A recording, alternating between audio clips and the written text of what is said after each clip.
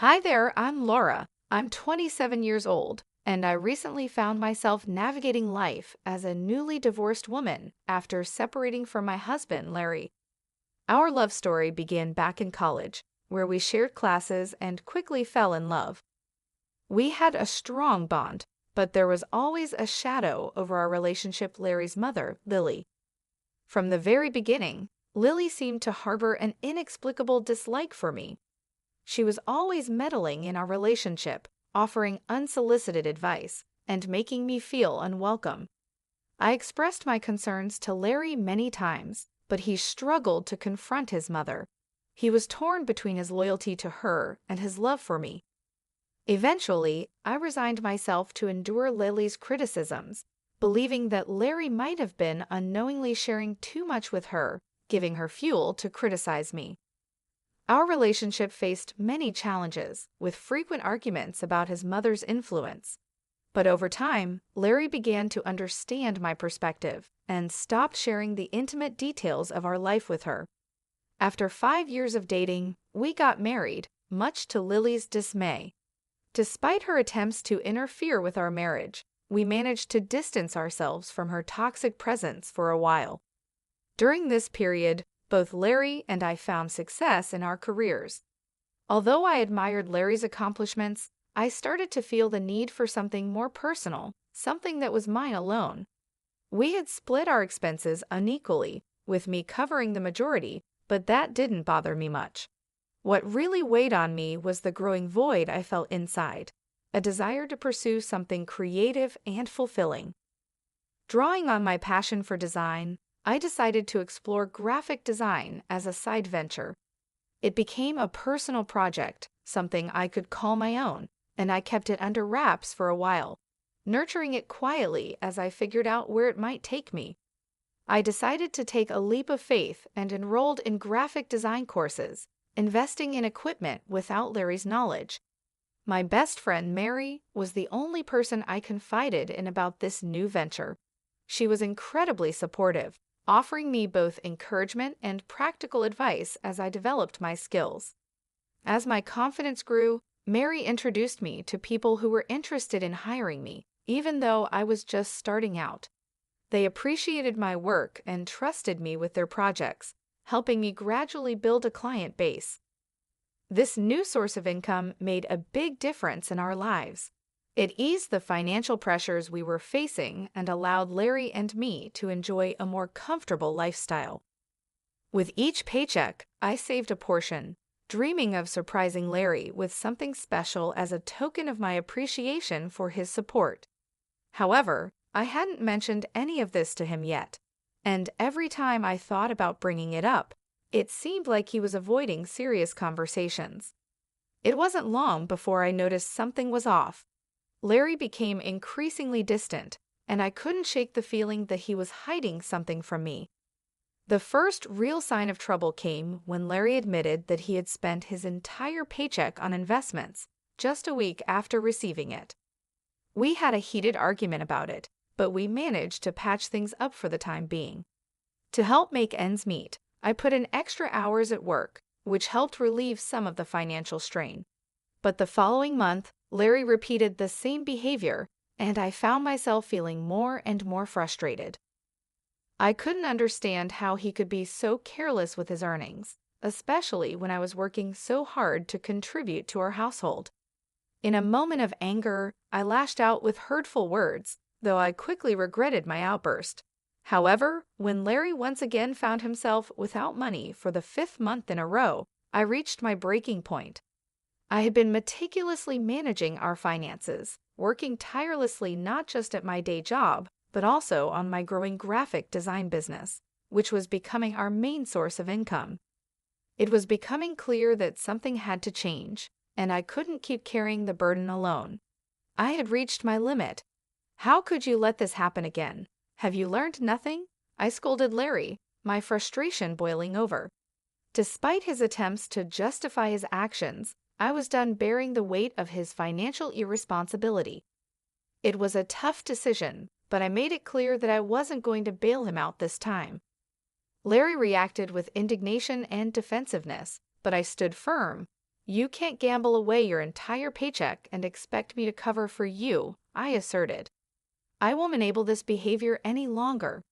Our argument quickly escalated, with accusations flying back and forth, until finally, Larry stormed out, leaving me alone to grapple with the turmoil of our crumbling relationship. In the aftermath of our confrontation, I couldn't shake the feeling that there was more to Larry's behavior than met the eye. Suspicions began to creep in, and I wondered if Lily, his overbearing mother, might be involved. Determined to uncover the truth, I decided to do some investigating while Larry was out. It didn't take long for me to find what I was looking for. Larry had carelessly left his bank account logged in on my laptop, and what I discovered shocked me. Contrary to his claims of being broke, Larry had more than enough money squirreled away. As I scrutinized his transactions, I found nothing unusual, just the usual debits and credits. But I couldn't understand why he had been hiding his finances from me and telling lies. Seeking clarity, I delved into his messages, and the first person I noticed him texting was his mother, Lily. Their conversation revolved around our recent altercation, with Larry painting me as the antagonist, claiming I had berated him for withholding money. Lily seemed to revel in the discord, affirming her suspicions about me. As I scrolled further, I uncovered a disturbing revelation. Lily had been relentlessly disparaging me to Larry, labeling me as materialistic, and insinuating that I was only with him for financial gain. Ironically, I was the primary breadwinner in our household. Their exchanges showed how Lily's toxic influence had fueled Larry's grievances against me, magnifying minor annoyances and nurturing his resentment. The final blow came when I realized just how deeply Lily's words had seeped into Larry's mind, twisting his perception of our relationship and turning him against me. The truth was out, and it left me reeling. When I discovered their scheme to cut me off financially, it felt like the ground had been ripped out from under me. Initially hesitant, Larry gradually gave in to Lily's manipulations, slowly yielding to her demands. He unknowingly provided her with more ammunition by sharing moments where I had expressed my frustrations, further fueling her animosity toward me. This betrayal was devastating, leaving me overwhelmed with hurt and confusion. Unsure of my next steps, I turned to my best friend, Mary, seeking solace in her comforting presence. I confided in her, revealing the distressing truth I had uncovered and desperately seeking her guidance in this tumultuous moment. Mary, ever the steadfast confidant, listened intently, offering her unwavering support as I struggled to process the betrayal inflicted by those closest to me. The situation weighed heavily on me, and I found myself at a crossroads, uncertain of the best course of action. It seemed glaringly obvious cut off Larry's support, wait for him to hit rock bottom, and then file for divorce. But Mary questioned the morality of such a plan, suggesting that it might be too harsh. Her concern prompted me to reconsider my approach, and she advised me to sleep on it and revisit the issue the next day. Exhausted both physically and emotionally, I welcomed the respite that sleep promised. The next morning, with the luxury of a weekend ahead, Mary and I decided to find comfort in the familiarity of a favorite movie. We drifted off to sleep in each other's company, the tranquility of the day offering a temporary sense of peace, a brief reprieve from the turmoil brewing within me. We indulged in simple pleasures, immersing ourselves in movies, enjoying culinary delights, and savoring each other's company. Despite the nagging thoughts of the previous day's revelations, I made a conscious effort to set them aside, prioritizing the much-needed break from the stress and heartache I had been experiencing. However, our peaceful reprieve was short-lived. A call from Lily shattered the calm. Reluctantly, I answered, only to be met with accusations and hostility. Her unwarranted attacks only served to heighten the tension, but with Mary's encouragement, I managed to maintain my composure amidst Lily's tirade. Then, amidst the hostility, an unexpected proposal emerged, a 40/60 split of everything between Larry and me. It was a proposition that dripped with skepticism, clearly a test of my commitment to the marriage. Despite the audacity of her demand, it left me contemplating the next steps in what was becoming an increasingly difficult and painful situation. I agreed, willing to explore any possibility of salvaging what was left of our relationship. With a tentative acceptance, we set plans in motion, culminating in a scheduled meeting on Friday to formalize the arrangement. Despite the lingering uncertainty, I resolved to face the challenge head-on, armed with newfound determination to navigate the tumultuous waters ahead. I was stunned by the turn my marriage had taken, caught between disbelief and seething anger. How could Lily brand me a gold digger? And how could Larry stand by and allow such an accusation? I had stood by him through thick and thin, supporting his endeavors even when they led to losses. I had covered for him when he lied and shouldered the burden of our shared responsibilities, all while keeping my own side hustle a secret, waiting for the right moment to reveal it. When I shared the details with Mary, her smile hinted at the brilliance of the plan. Splitting everything evenly would leave Larry with little to fall back on, given his lack of awareness about my additional income. I had initially hoped to surprise him with a lavish gift once my side venture gained traction, but now I was simply grateful to have it as a safety net. Friday arrived quickly, and Mary accompanied me for support. When we arrived home, we found Lily, Larry, and a lawyer already there, finalizing the contract. Ignoring Larry's silent plea for privacy, I approached Lily and demanded to review the terms. As expected, the agreement mandated an equal division of assets, with a clause prohibiting financial assistance between us. Reluctantly, I signed, knowing it would leave Larry scrambling financially. Predictably, problems ensued. Initially, our communication was limited to curt words, the rift between us too deep to bridge. Yet, living under the same roof required some level of interaction. Larry attempted to reach out and mend the divide, but I remained distant, resentful of his complacency in the situation. As time passed, Larry's persistent attempts to reconnect grew tiresome. The weight of our fractured relationship hung heavily over us, and I found it increasingly difficult to maintain my resolve. Despite everything, the reality of our situation was sinking in, and I knew that the path forward would not be easy. I eventually gave in.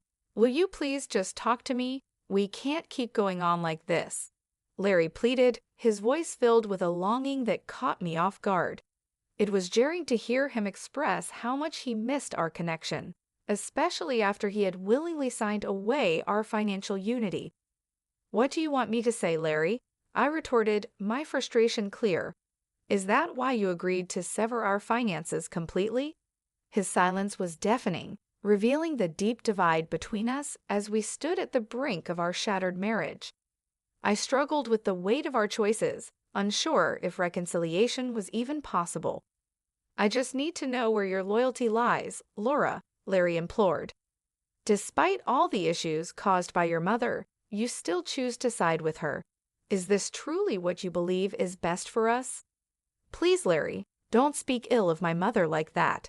And what wealth are you so concerned about?" "I don't understand," I countered, feeling both confused and hurt. "I'm simply trying to make things right between us. Can we not lash out at each other?"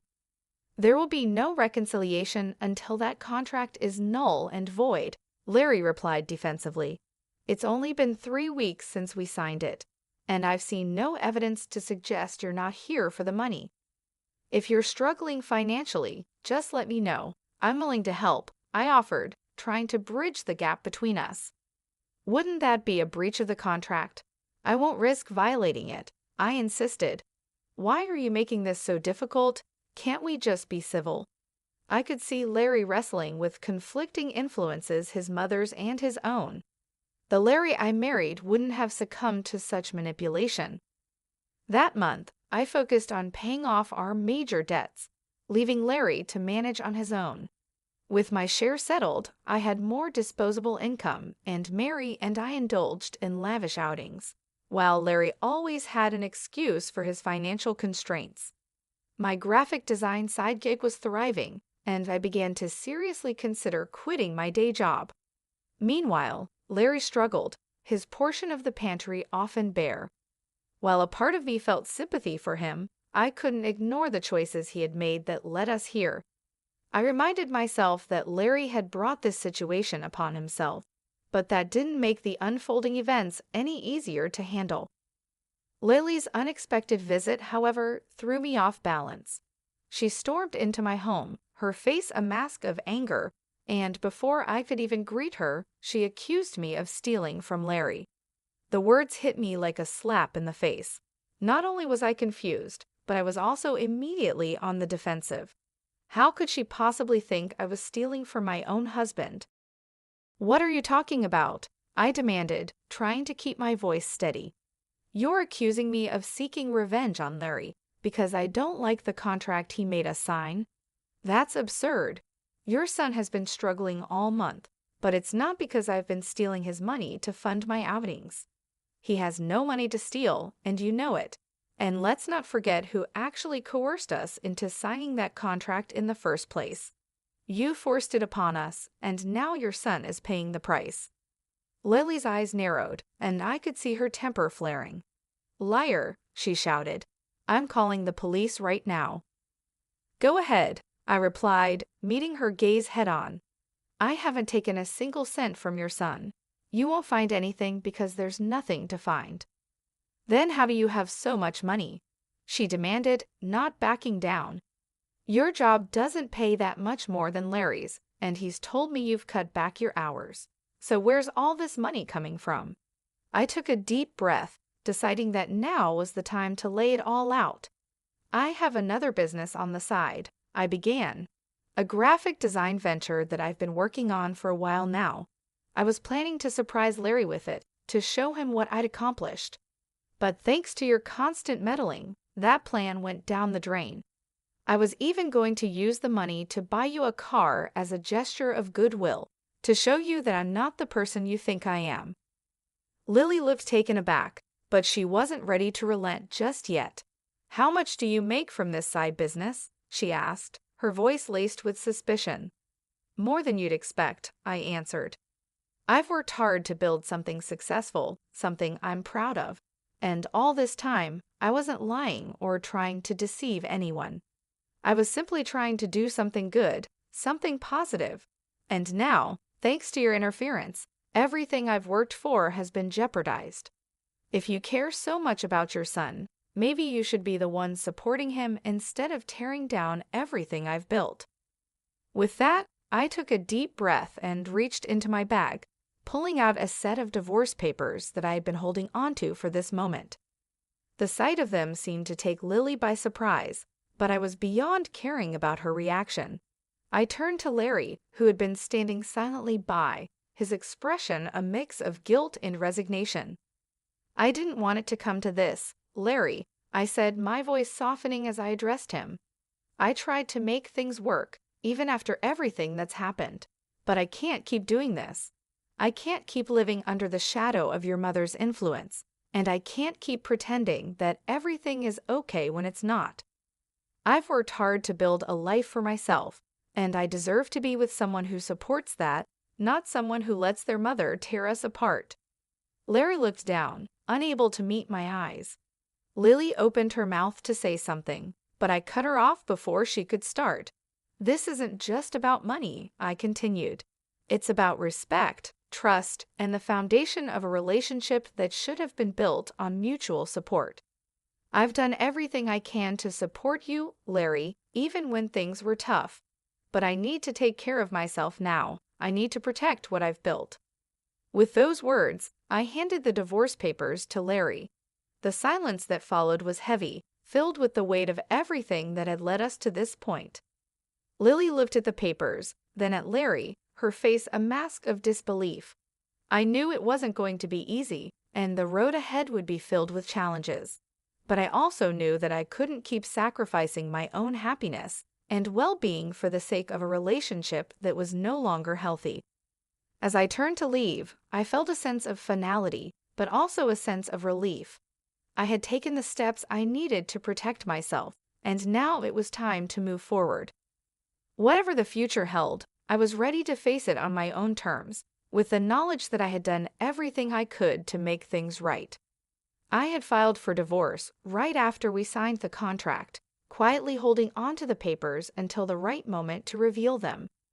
When I finally handed them to Larry, the shock on his face was unmistakable, but I felt no sympathy. I had given him every chance to make things right, and he had chosen his path. I expected Lily to be pleased, given how hard she had pushed for this separation. Instead, her expression shifted to one of fury as she realized the full consequences this would have for her son. I calmly informed them that I would be moving out in last weeks. I had made up my mind, and there was no going back. I agreed to continue splitting the remaining loan payments, but that was the extent of my commitment. Larry, clearly desperate, tried to plead with me, hoping to change my mind, but I remained resolute. I reminded him that this was the outcome of his choices and actions, and that we had both reached a point of no return. In the months that followed, I began to feel a sense of liberation from the toxic relationship that had been weighing me down for so long. Lily, as expected, tried to contest the divorce, likely hoping to salvage something from the situation. However, with our assets already legally separated, there was little for Larry to gain from the proceedings. In fact, he ended up losing more than he ever imagined. Unable to keep up with the mortgage payments on the house, he was forced to sell it and move back in with his mother. As for me, my life took a turn for the better. My graphic design business began to flourish, far beyond what I had initially envisioned. I started landing lucrative opportunities with big brands, and my client base expanded rapidly. It was a blissful and rewarding period for me, one that filled me with a sense of accomplishment and relief. I finally felt like I was in control of my life, free from the negativity and constant stress that had overshadowed my marriage. Every day, I felt grateful that I had something to fall back on. My side business, which had started as a small venture, had grown into a successful and profitable enterprise. This financial independence spared me from the fate Larry had to endure, and it allowed me to move forward without the burden of our past weighing me down. Larry's situation was quite different. With the house sold and his financial stability shattered, he struggled to adjust. Moving back in with his mother was a blow to his pride, and I could only hope that this experience would serve as a lesson for him in the future. Perhaps he would learn the importance of responsibility, trust, and the consequences of allowing others to manipulate his decisions. But those lessons were no longer my concern. I was focused on building my own future now. I embraced the opportunities that lay ahead, excited about what was to come. The freedom to pursue my passions, the success of my business, and the peace that came with leaving a toxic situation behind filled me with a sense of fulfillment I hadn't felt in years. Life was finally moving in a positive direction, and I was determined to make the most of it. I surrounded myself with supportive friends, like Mary, who had stood by me through thick and thin. Together, we celebrated the small victories and the big achievements, knowing that this new chapter in my life was just the beginning. Looking back, I realized how far I had come and how much I had grown. The painful experiences of the past had shaped me into a stronger, more resilient person. I was no longer the woman who had been manipulated and overshadowed by others. I was now someone who knew her worth, who understood the value of independence, and who was ready to take on the world with confidence. The future was bright, and I was ready to face it with open arms. No longer burdened by the mistakes and betrayals of the past, I was free to pursue my dreams and live life on my own terms. And that, more than anything, was the most rewarding